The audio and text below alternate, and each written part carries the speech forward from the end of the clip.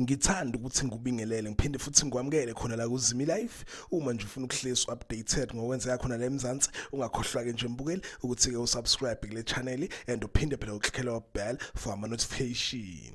So namhlanje ke mbukeli ngifuna sikhulume ngodaba oluthinta uMabusi lapha kumkhokha. So kuleli viki siphuma kulona simbonile uMabusi amukela izikhwama and simbonile ke futhi uMabusi elapha. And uzwile uMabusi ukuthi ke umkhokha usazobanzima kunakuqala. So ngifuna ke sibheke lapha ke mbukeli uMabusi ke lapha kumkhokha usenokubhala ke incwadi kulezi insuku and uyibhalelani ke lezi incwadi uyibhalela ukuthi ke just in case umkhokha ke umthatha. Kunesinqumo ke la esizothathwa uyena kuMabusi abantu nje abaningi ngeke besithokozele. Baveza ukuthi ke uMabusi uzocela unokubonga ukuthi ke shade noMvelase. Lokhu kuMabusi ukwenzelani na? Ukwenzela ukuthi ke phela yena mayengasekho emhlabeni uMvelase ekhona ukusala nonkosikazi. uMabusi ke usabela impilo yakhe ngenxa phela yomkhokha and unakho emqondweni wakhe ukuthi ke ngenzeka noma yini. Kodwa ke mbukeli konke ke lokho akuchazi nje ukuthi ke uMabusi uyahamba ke lapha kumkhokha. Into nje engayisho ukuthi ke kumele silindele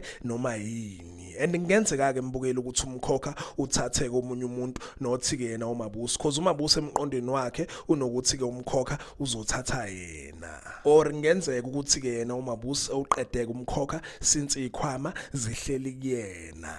Kuningi ke mbukeli okusazokwenzeka lapha kumkhokha kumele ke sihlezi nje siredi. Nangu-ke naye lapha unokubonga kungenzeka ukuthi ke bomakoti wesibili wakheke umkhululi. Siphela lapha ke istory sakhe uMabusi. Ngicela ke nje mbukeli ukuthi ungakhohlwa ukuthi ulike and ke usubscribe. Ake ngithi ke nje danke ngiyazi bongela.